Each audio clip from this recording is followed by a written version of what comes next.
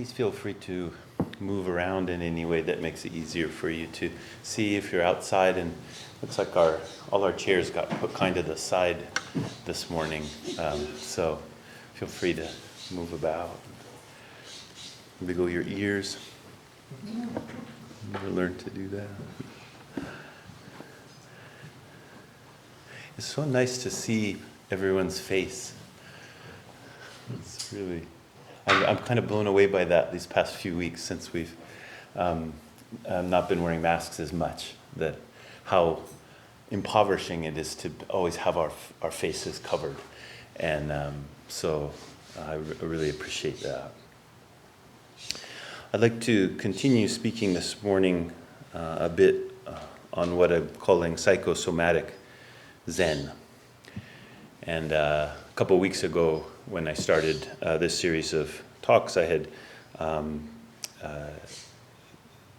referenced something that came up in a TV show where someone had made the comment that, oh, maybe it's just psychosomatic. And then this other character says, oh, of course it's psychosomatic. Everything's psychosomatic. That everything is mind and body. That everything has both spirit and matter, spirit and form. And that it's important for us to develop a deeper understanding about that. And we have a lot of karma in Western tradition, particularly, but really all humans. We have this tendency to want to divide materiality and spirituality, and that has a lot of problems. In her talk last week, Myobun brought up this kind of funny image that I thought was really clever and just hit right on the head. She said, so much we're using our consciousness like a knock-knock joke. Like something knocks on the door, and then you open the door and you say, what? But it's kind of just a process of not really what. It's kind of like, okay, give me the punchline so I can shut the door. I can maintain the threshold. So I'm willing to listen to the knock. I want to open up the door, look and see what's there, but in service of closing the door and then going about my day. That's often the way that we're operating. One of the ways we close the door is to reduce something, to reduce it to materiality or to reduce it to thought. So we say, oh, it's just a thought. We get trained that way in meditation. It's kind of not a very good habit to consider our thoughts as just thoughts. So I shouldn't pay attention to them, or they're not worthy of attention, or they're an aberration, or they're a distraction. Right? Now there's a time we have pretty, problematic minds often, and so there is a time to let things go. There's a time to say, I'm not going to indulge that right now. There's a time to calm things down. I'll talk a little bit more about that today, but to essentially reduce something in that way, to say it's just a thought, as if that makes it unimportant. This is one of the ways that we operate. Likewise, we reduce things to materiality, right? We say, oh, it's just a thing. Right? What's the matter? It's just a thing. Don't be so attached. And if we can do that, then we can keep ourselves protected in a way. The door can stay shut, right? And there can be an over there and an over here, and then a certain kind of safety.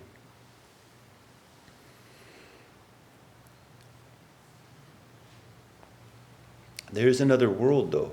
Right? Sometimes we call it the world of the heart, or the world and heart that is not divided. There is a way for an intermediate world to open up in which things don't need to be a thing or a thought. They don't need to be a unit of matter or a unit of spirit so that they can be dealt with. But their essential freedom is encountered, and our own life is animated by that. So I was teaching about this a couple of weeks ago. I said that there's two things that are important for engaging this kind of intermediary world. The first one is to take seriously that matter and spirit are not essentially divided. Now, what do I mean by take seriously? I don't mean just make the decision that they're not divided and then say, oh, I don't think that anymore. That doesn't really work, actually. Right? I mean, you have to consider it. Right? You have to find the places in which your mind has decided things are a certain way, and there's a kind of crust that has grown over. I think about this taking seriously as like tilling the fields, right? Breaking up the places that are calcified in our way that we regard the world. To take seriously means breaking up those assumptions, becoming clear about the frameworks which reduce things to objects. Right? The frameworks in which we can categorize something and we say, oh, it's a thought, or it's a thing. It's just a person. It's just a stupid driver. I was behind what I thought was a really stupid driver yesterday, and it turns out that she was a very, very old driver, and she was really doing her best, you know? Was really doing her best. She was seesawing between like a 38 miles per hour and 65 miles per hour on the way out to the river. And I don't know if you've ever been behind someone like that. It's really aggravating, you know. And I thought, what's wrong with her? And they shouldn't have legalized marijuana. What's going on, you know? And then I came around, and then I saw her. She's there, just doing her best. Right? Kind of a stupid example, but we're doing that all the time, right? We categorize, put things in a place, so we know where they are. So when I say take seriously, it means to undermine some of the habits of mind which reduce things for the purposes of our ease in some way. Now, there's a lot of ways to do that. One is to just think, just say, well, what's going on here? What's going on here? Is it just what I assume to be going on here? Or is there something else? And many philosophical traditions, Buddhism, the side of Buddhism that's philosophical, is included in this, to question again and again. So taking seriously this possibility or this teaching that these things are not really easily dividable by continuing to question our assumptions. And then the second thing I said is to inquire deeply into the indivisibility of spirit and matter. Right? One is taking it seriously, questioning assumptions. The other, inquiring into it. And we do that through the practice of Zazen or through practice of meditation. That's one of the places that we can do it. And so to inquire, in this case, is really to pay attention. When we turn something into the object of mind, its shape becomes our primary concern. Our consciousness hooks onto a shape, and then it holds it there. And our attention devolves into a kind of stasis. And then we're watching our own mind apart from the object. We start to see a photograph. For those of you who are old enough to remember the old Kodak commercials, I love those Kodak commercials where there'd be like a group of, the ones I really remember, there's a group of kids and they're playing, and then the kids start disappearing, they start walking off the scene, and then you realize one of the children is a photograph that's stuck to the wall that all the children are playing in front of, and then the side curls up a little bit, so you can see that the illusion's broken, right? Now, that's to self-film, which we don't use so much of anymore. But the principle is really going on in our mind all the time. We see things and we flatten them out into kind of static images. And we can disregard them as we pay attention to the thing that we turn our attention to. I'm not saying this is bad, but I'm saying it's something you can study. You can study how that is a quality of your consciousness. Right? To flatten the experience, to categorize it, to thing it, make it a thought or make it a thing outside, make it inside, and then go about what it is that you're concerned with. So the inquiry, that paying attention, happens then through relinquishment. We're relinquishing the hold that we have on those mental objects. So that's a lot of what we learn when we're learning meditation. Someone says to sit down, Okay? Calm the body and mind to a certain extent. Maybe you use some breath awareness or something, but you're holding still at first, and then your body learns not to hold still, but to just allow stillness. Same thing with the mind. Maybe you hold it still for a while, but all in the service of feeling for what it would be to just be present there without having to hold yourself there. Just to be in body, in mind. And then the inquiry comes by asking what? When an object of mind appears, whether we're locating it outside or inside, we call it a thought, or we call it a thing, or we call it a sound. If you listen carefully this morning, you may hear the hawk that's been living in the neighborhood for the past couple of weeks, and is really kind of in a strange mood. You know, they're kind of past their mating time, I think. My wife was telling us she quite likes birds, and she was looking it up. And this bird just is going on and on and on and on. And you know, you can go online and you can hear the sounds of birds. There's a big catalog, I forget what it's called, and you type it in, and then it'll give you the sounds of birds that are doing at different times. This is one of my wife's favorite things. So she's always looking up on her iPad, this like, what bird is that? What bird is that? What bird is that? So apparently this hawk is giving this kind of mating call, but it's not really time, and there doesn't seem to be a response. But what a beautiful voice. I mean, kind of strange and beautiful that is coming out. Why am I talking about that? That's why.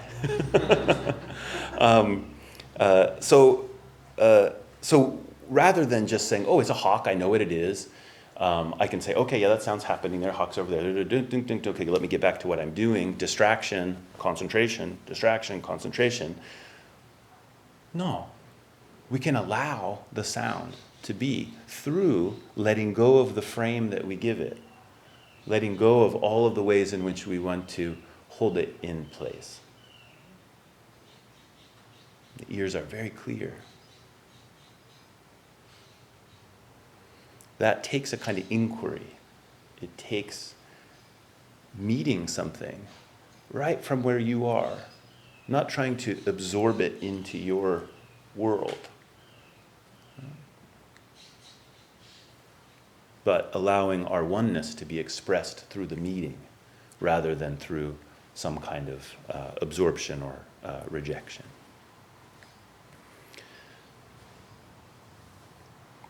So this doesn't sound so different than any kind of instruction that you might receive about meditation, I think. But I want to call into question a way that we tend to think about meditation. We tend to not think about it as inquiry.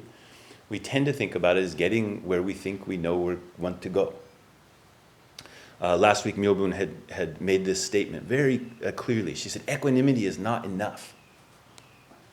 And I was, hallelujah. I was listening to online, this was gone last week.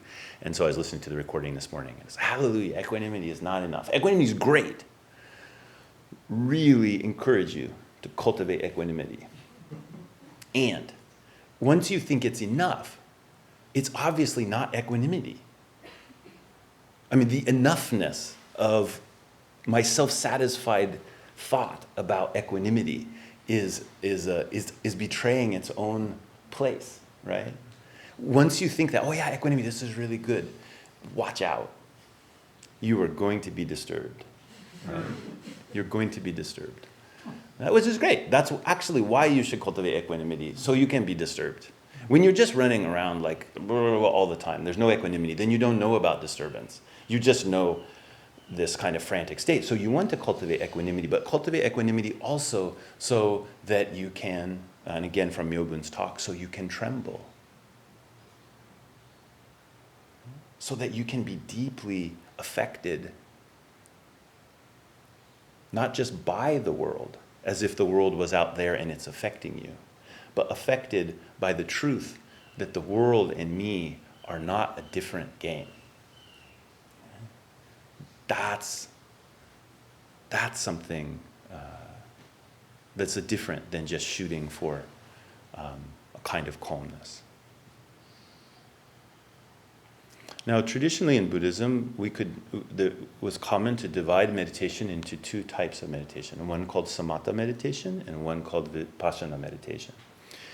And samatha is sometimes translated as calm abiding. And vipassana is oftentimes translated as insight. If we think about this quality of meditation which we engage in, the cultivation of equanimity, of calm abiding, of chilling out, right? Finding some balance state, some harmonizing. You probably have to start out by trying to do that. Just like if you're going to sit meditation, you usually have to start by holding still. You just sit down and don't move. And I don't know about you, but the first time I did that, I thought I was going to explode. I was like, you'd be kidding me. I'm not going to move until the bell rings. And then you think the bell's like playing tricks on you. You think that the timekeeper's like, ha ha ha ha, let's see if you will explode, you know. And then if you had a chance to like sneak a peek at the timer or something, and only 4 minutes have passed or something, and you just, I think most people have that experience sometimes at least, you know. So you do this thing where you hold still, right? And in holding still, like I say, then you're feeling for the place where you can release the frame of the body, your idea that I am holding still, that this body is mine, and that I have to be directing it all the time in very particular ways to make it interact with the world correctly. So hold, and then somebody would say, okay, wait a minute, what if I didn't hold it?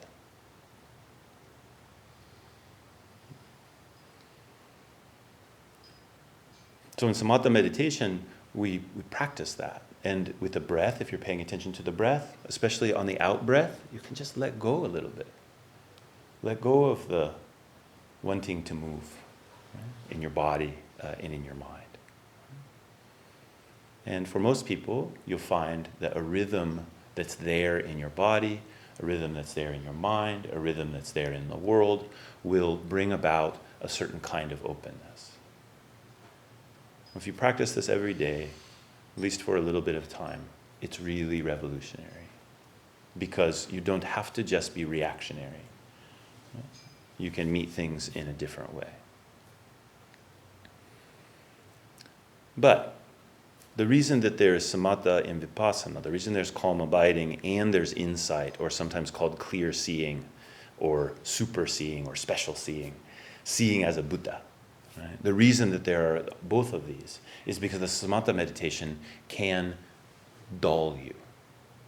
If that's all you do, there's a tendency to grab on to the equanimity, to objectify the equanimity.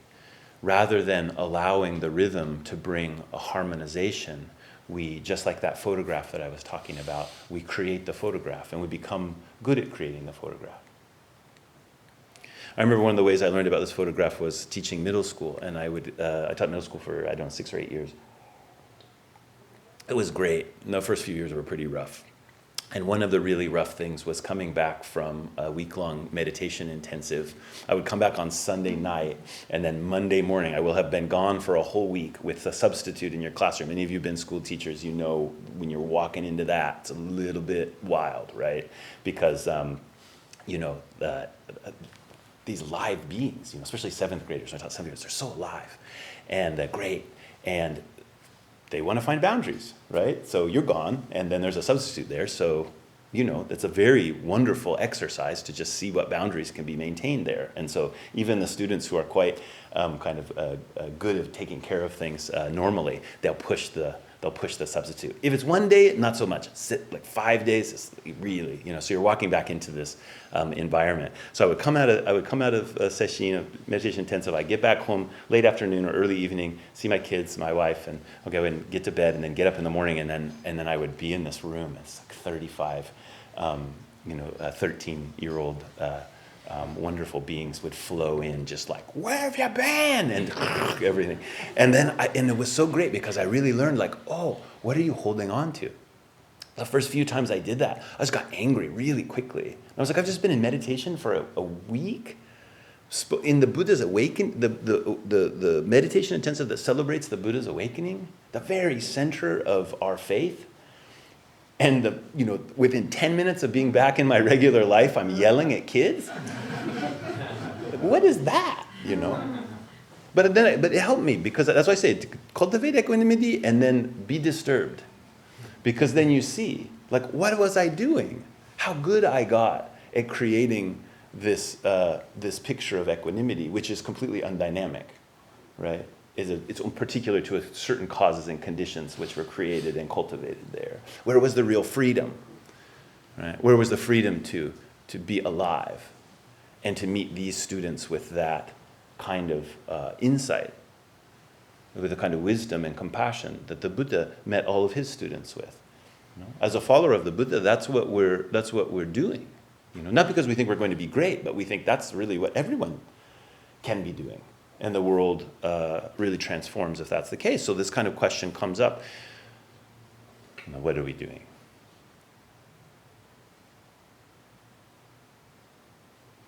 Now, if we talk about this clear seeing, this vipassana side of meditation, it needs the samatha. Without the calm abiding meditation, this one, you can't really do it. It's too much static. Right? So you need the samatha, but you also have to have the vipassana if the samatha is not going to just become a photo. Sometimes we say that the vipassana is the insight into the nature of reality. To see with the eyes of a Buddha would be to see the nature of reality as a Buddha sees it. It is about awakening, not about being well behaved, not about being balanced, not about being harmonious. Right? All of those things are important, but they're secondary in this world of clear insight, of clear seeing. What is the nature of things? And what would it mean to awaken to that?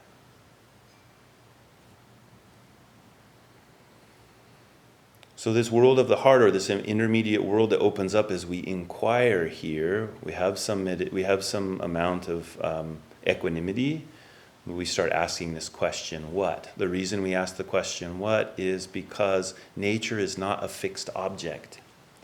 It's not something where it's going to knock on the door, we open it up, oh, we see who it is, we see what it is, we close the door, we say, okay, great, I saw essential nature, now I'm going to, have a cup of coffee or whatever. It's not like that, right? To see with the eye of a Buddha is not bound in time or space. It doesn't come, it doesn't go. To cultivate that is a very different thing than to cultivate a state that we can identify. This nature in the Mahayana we call emptiness.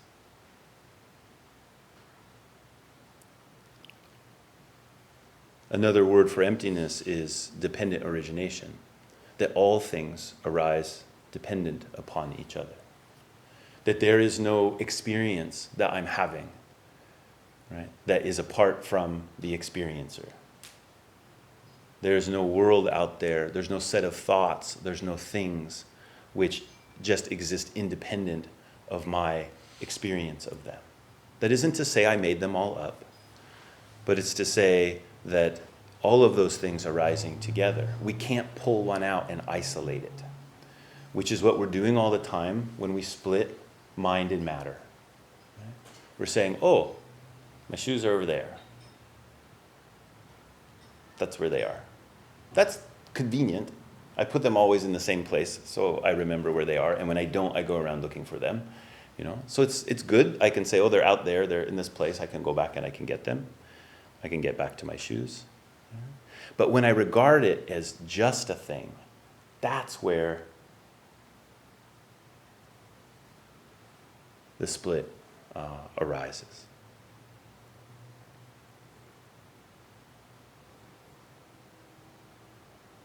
So if I'm going to see the way that a Buddha sees, then opening up this intermediate world is not about seeing an object. It's not like seeing my shoes. That's not what nature is. Nature is the very act of seeing. It is the very foundation of consciousness. If we're going to plumb those depths, we can't be looking for the accurate picture. We'll actually have to let go of our capacity to externalize this nature as an object of my awareness. Now, that just sounds like a lot of talking and preaching. Sorry for that, but I want to make that impression.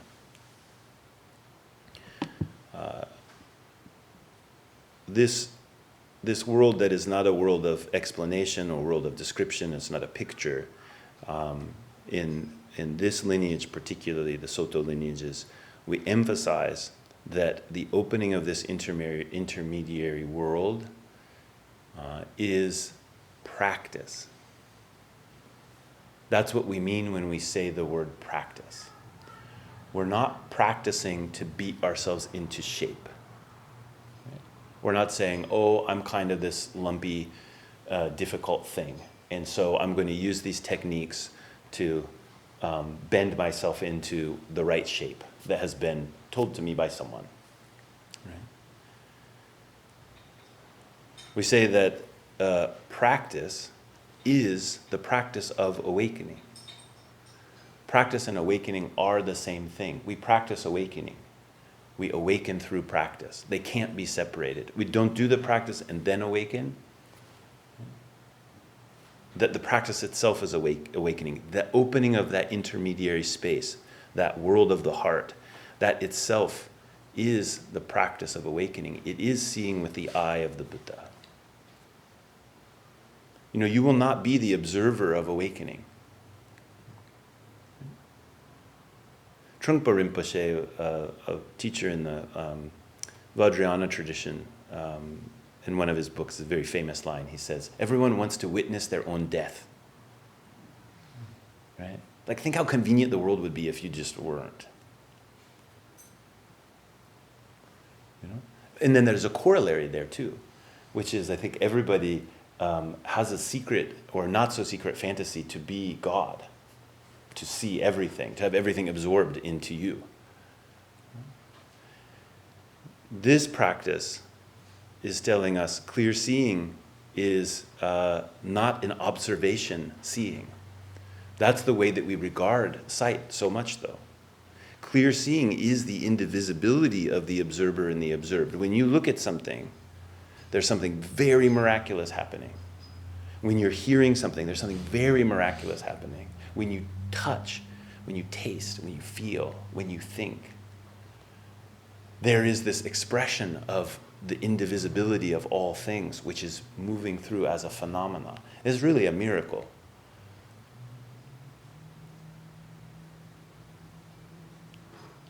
So this type of practice is a vivifying practice. It's not deadening. It's not to be calm through like calming everything down, like turn the lights down. It's actually turn the lights up. It's regard each of those things, eye, ear, nose, tongue, body, mind, as a gateway. Not a gateway to observe what is real, but a gateway in which the seeing, the hearing, the tasting, the touching, the thinking, the feeling, right? They are the nature of things. I know I've said many times that Bankei Zenji, who I'm very fond of, he was a very famous teacher in Japan, and people would come to ask him questions, and he would only say, they would say, oh, what is the Buddha mind? And he'd say, you hear the wind. That's proof you're awakened. And that's all he would ever say to anyone. Yeah. I'm getting there. It's only been a half hour, I promise. The bell will ring sooner or later. They also say he didn't have any students. He didn't have any heirs. His teaching was maybe too perfect.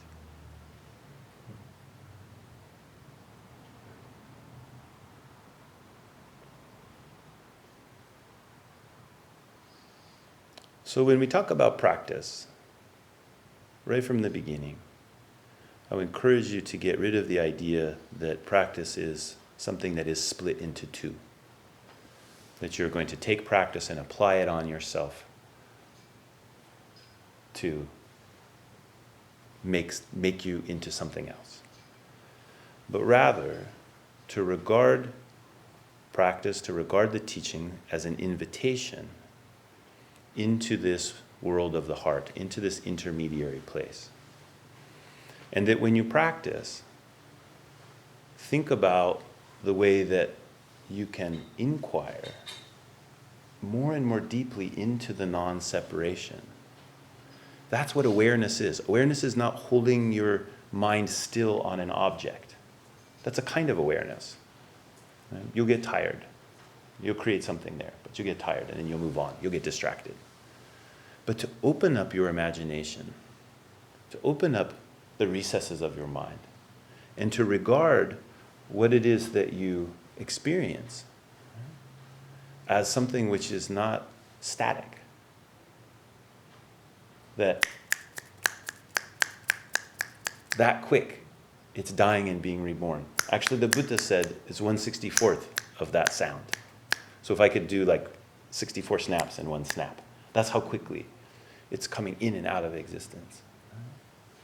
So what would it be to see? Not to see the truth, but to see in that way, to stay present with. Right? That's what meditation is inviting you into. Now, to make this a little bit concrete, or a little bit like maybe applicable, sometimes I wonder, talk for a while. Maybe it's just teaching you patience. But we can do this in a really simple way, simple but elusive.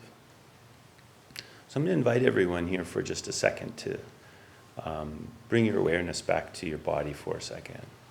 And maybe close your eyes, which we normally don't do in meditation, but close your eyes if you feel up to that.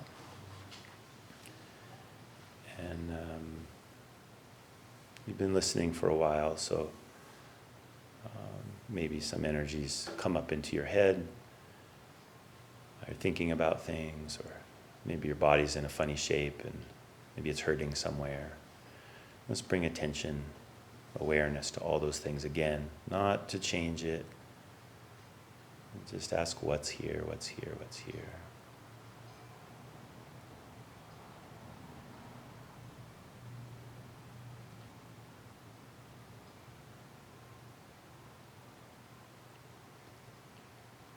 I'd like you to bring your attention to your ears, to sound, to hearing.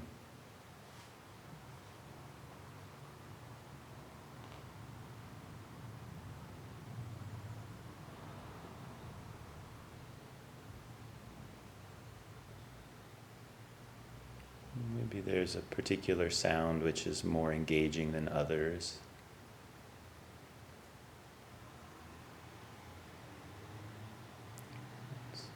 Be aware of that sound.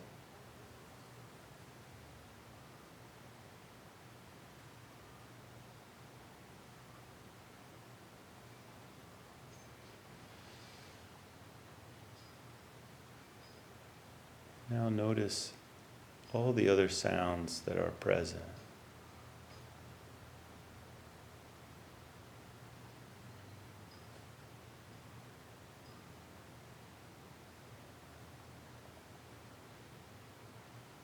No matter where your consciousness rests on the emergence of a sound, the phenomena of sound, ask what, but don't answer the question.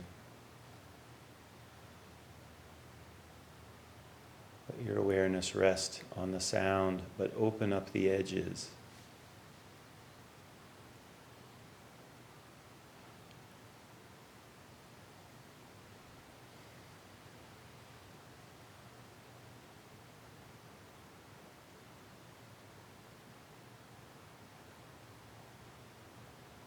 Feel for the depth of field of sound.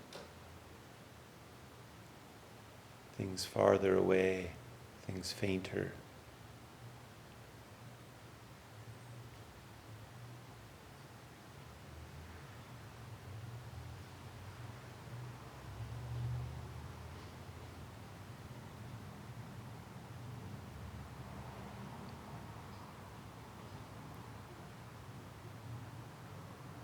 If a memory or an explanation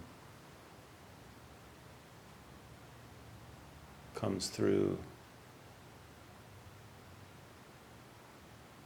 Let it be.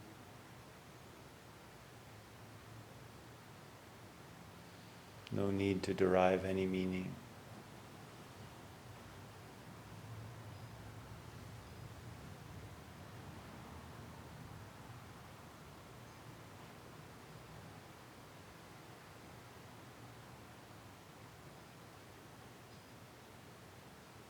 Let go of any struggle.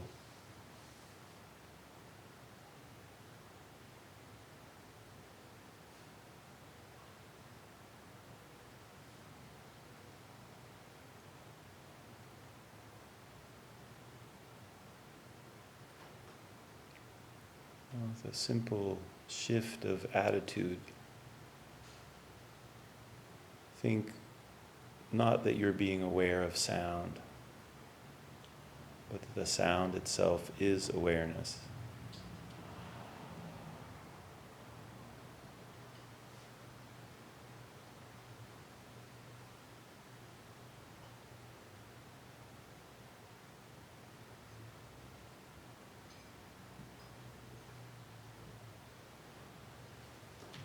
Include the presence of your body in the listening.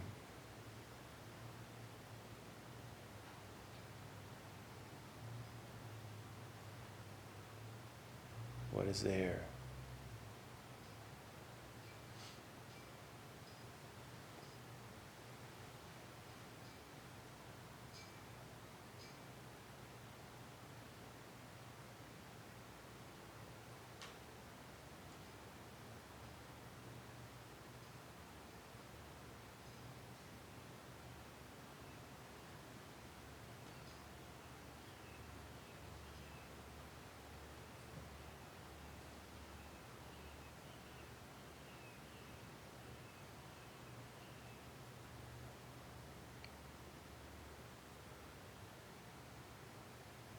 When you feel ready, open your eyes.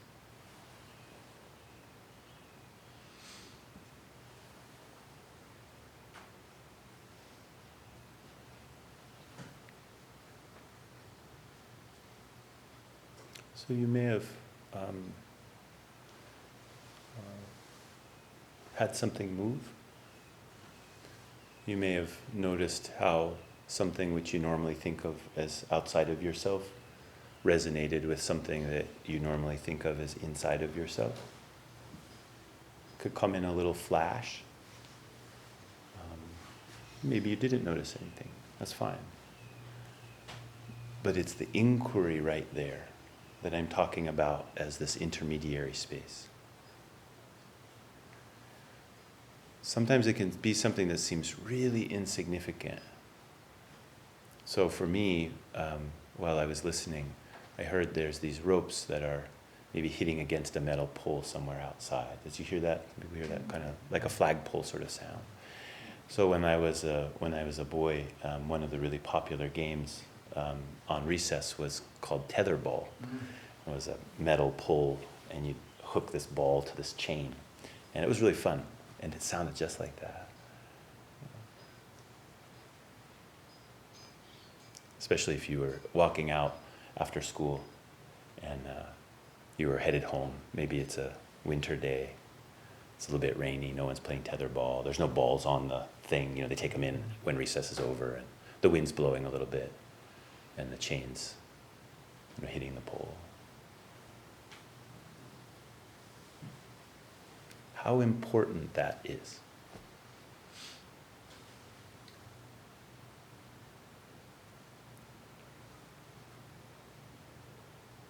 There's no explanation, like, oh, I was a happy child, or I was an unhappy child, or this one time when I played tetherball, we did this. Actually, I was usually awful at it. So I would grab onto the chain and swing around, and everyone else would get mad. Who knows? Like, why is that memory important? Well, I'll tell you why it's important. Because it's there.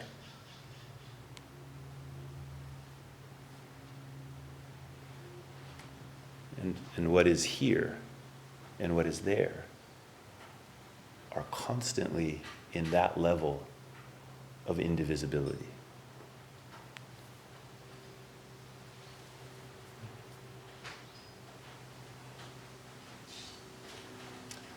we practice the opening of that door.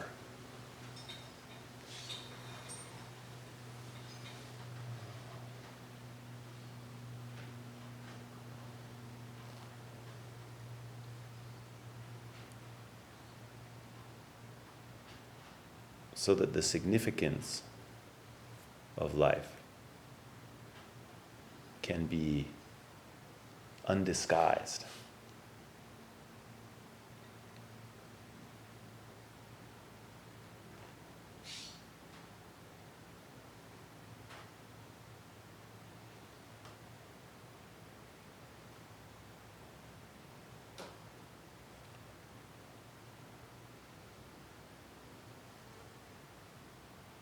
If you practice in this way, the calm abiding will be part of it.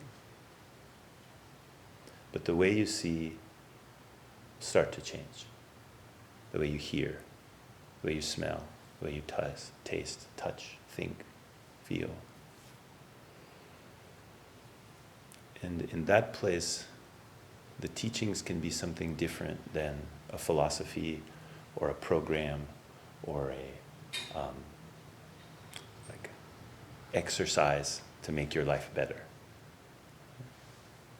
This is where the living Buddha dwells. It's not just a story about something that happened in the past, but about a body of awakening which never comes or goes. And that's the deep current of the Buddha's teaching, which can't be contained by anything, much less Buddhism. So please practice that way, both because it's a good exploration, but also because I'm going to keep talking about it, and I want to be able to connect with what you've experienced through that kind of practice. Next week, I want to start talking a little bit about what may appear in that intermediary space, which is not identifiable as outside or inside. The kind of things that shows up in the sutras, billions and billions of bodhisattvas and Buddhas and centaurs and dragons and heavenly beings and all these things which make us modern folk a little bit nervous. But they have something to do with what I'm talking about here. We probably have time for just maybe one question if anyone's burning.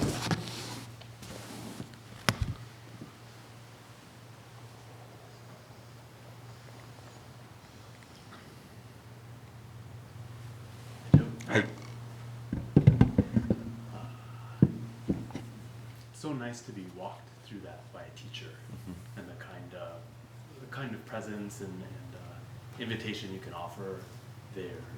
And I'm constantly wondering these days about these two words that I think play with each other, yearning and shame. And I think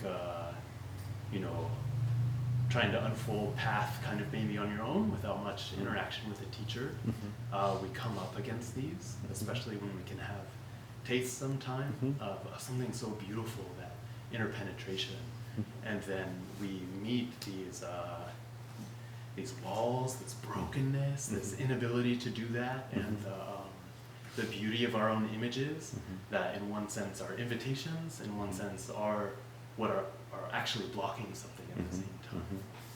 I wonder, kind of a big question, but if you could say something about that and how we make sure to invite those kind of messy tendrils of our being. Yeah. Well, I'll answer on a couple different layers. One is there's no reason to work without a teacher. There are times when that's difficult to work with a teacher because our schedule doesn't allow it, or there's not one around or something like that. But I would really recommend to people, there are teachers all around you. Some of them not called teachers, but then when here we're talking about a teacher of meditation or a teacher of the Buddha Dharma, that there are many good teachers. And so we should seek that out. It's important. We need, the lineage is maintained for a reason. And no one, even Shakyamuni Buddha, didn't awaken without a teacher. So that part, is like kind of very practical, and encourage people in that way. Part of what a teacher helps us do is to hold our own incapacities, to hold our own failings. As an individual, it's crushing. Our failings crush in on us, and our motivation is sapped, and we get lost. But a teacher, either in the literal sense or in the broader sense, good friends, or many beings that we meet on the way, they can help us hold that incapacity. So that's why it's so important to cultivate that kind of spiritual connection in our life. And then, furthermore, I would say internally, as we're coming across those difficulty where we have yearning, but then we have the shame that we're not really accomplishing what it is that we yearn for, that goes right back to whatever it is that we're having difficulty with, whatever it is we're having shame about. We're trying to cut it off. We're trying to make it extraneous to the path, when actually that thing, and this is what Myobun was talking about last week, that resistance that we find in relationship to something that isn't going the way we want it to, we have to regard in the same way. So, it's very nice when the hawk is there, flying through the sky and calling, and there's the chain on the metal pole, and there's this fragrance of incense, slight breeze, and all those things. But if we practice there, then it's much easier for us to practice when we're in the situation of more despair. But we regard those things in the same way. Those thoughts are significant. Those feelings are significant. And we shouldn't handle them roughly.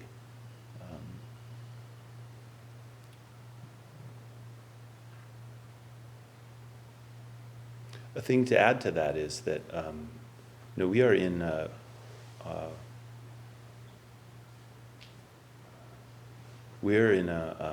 crisis of people will use the term mental health, but actually when they say heart health, we are in a crisis.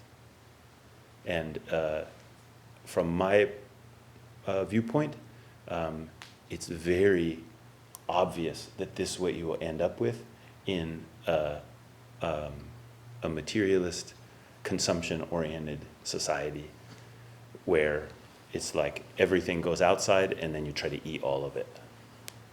You try to eat everything that you've put outside, literally or figuratively. The whole world becomes something for you to consume. And so the reason I bring that up is that